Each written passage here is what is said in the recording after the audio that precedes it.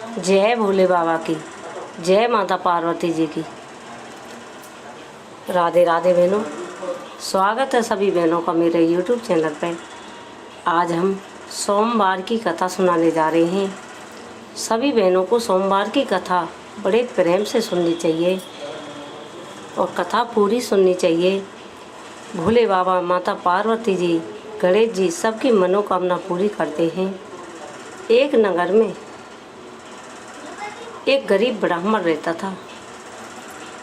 गरीब ब्राह्मण भोले बाबा की पूजा करता था, पर उसके घर में एक कमी थी। उसके घर में कोई संतान न थी, ना बेटा ना बेटी। पर उसे भोले बाबा की पूजा करते करते, शिव शंकर की पूजा करते करते, शिव जी की पूजा करते करते बहुत दिन बीत गए। अब एक दिन माता पार्वती जी भोले बाबा से बोली, स्वामी देखो, यह निर्धन ब्राह्मण आपकी बहुत खुशीपूर्वक सेवा करता है। इसके घर में देखो कोई बेटा नहीं है, ना कोई पुत्री।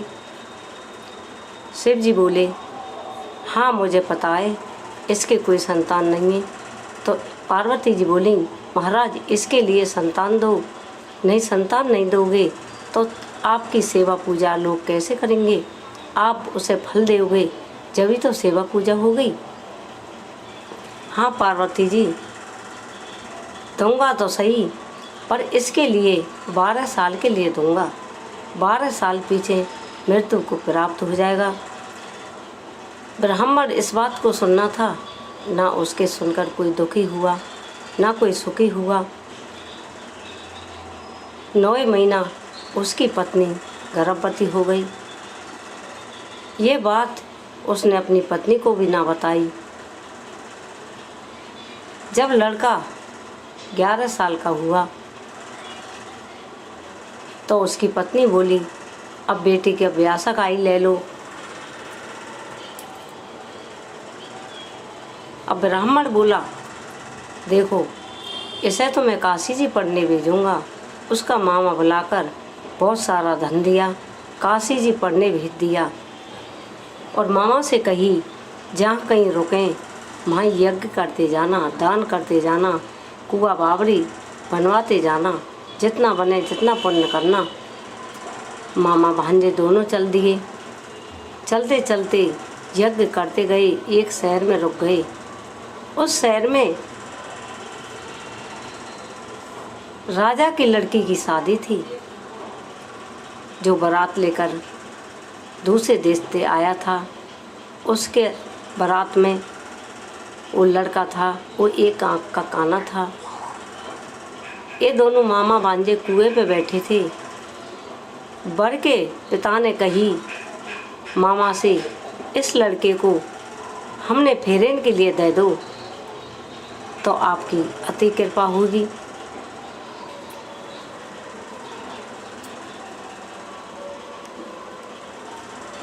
मामा बोला, हाँ दे देंगे। जो फेरेन का सामान आएगा, जो सब हमारा, लड़का को तो दे देंगे। दूल्हे के कपड़े पहराकर लड़के को घोड़े पे बैठा कर ले गए। सारा काम करवा दिया, फेरा भी पड़ गई। जब लड़का लड़की एक साथ में बैठे थे, लड़का पान खा रहा था। लड़का ने अपने पान के निकाल कर और लड़की के पल्लू पर लिख दिया, तेरा विवाह तो मेरे साथ हुआ है, जो उसके साथ जाएगी वो बारात में दूल्हा एक आँख का काना है। लड़का अपने मामा के पास सुबह माँ से अपने रवाने हुए। वे आगे काशी जी को निकल गए। जब सुबह बारात जगी और लड़की भी जगी, देखा तो चुन्नी पर लिखा हुआ है, तेरा विवाह तो मेरे साथ हुआ है, जो उसके साथ जाएगी जो एक आँख से काना है। मैं तो काशी जी पढ़ने जा रहा हूँ। देखकर लड़की ने अपने पिता से कही, पिताजी मेरा पति तो काशी जी पढ़ने गया है, इसके साथ मुझे भेजोगे? ये वर एक आँख से काना है। तो लड़की के पिता ने बारात वापस उल्टी भगा दी। लड़की अपने घर पर रख ली। बहुत दिन बीत गए। मामा भांजे काशी में जाकर यज्ञ कर रहे थे। जब लड़का का आखिरी एक दिन रह गया, यज्ञ पूरी होने को आई, ब्राह्मण भोजन करने आए थे। जब ही लड़का बोला, मामा जी मेरे पेट में थोड़ा दर्द है। अब मामा बोला, तम्बू में जाकर सो जाओ। लड़का तम्बू में जाकर सो गया। इतनी देर में लड़के के प्राण पखेरु उड़ गए। अब मामा ने जाकर देखा, बहुत टाइम हो गया, लड़का आया नहीं। लड़का के तो प्राण पखेरु उड़ गए। मामा बोले, देखो अभी से रोना पीटना चालू कर दूं तो मेरा यज्ञ का काम अधूरा रह जाएगा। ब्राह्मण को भोजन करके जब ही कछु सोचूंगा। मामा ने जल्दी से न यज्ञ का काम सिमटा के ब्राह्मण को भोजन करवाया, दान दिया। जब जोर जोर से रोने की आवाज़ लगाई, जैसे महादेव पार्वती जी माहे के जा रहे थे। अब पार्वती जी बोली, देखो स्वामी, इस शहर में रोने की आवाज़ आ रही है। महादेव जी बोले, शेष मुखी दुनियाएं, ऐसा कोई बीज बोता है, ऐसा फल पाता है। पार्वती जी बोली, नहीं स्वामी, देख कर चलो, ये देखना जरूर चाहिए। महादेव पार्वती जी दोनों आए। देखकर पार्वती जी बोली, देखो स्वामी, ये तो वही लड़का है जो आपके वरदान से पैदा हुआ था। इसके माता पिता तो रो रो कर अपने प्राण दे देंगे, इसको जीवन दान दो।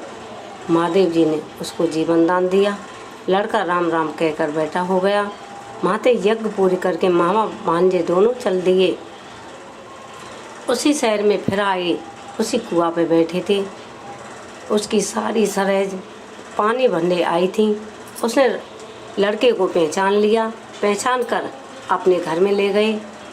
खूब खातरदारी करी थी, खूब मनवंचित विदा दी थी, खूब धन दौलत हाथी घोड़े से अपनी लड़की के साथ और दामाद विदा कर दिए थे।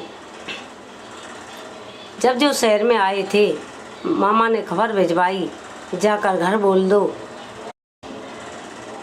तेरा बेटा बहू लेकर आया है।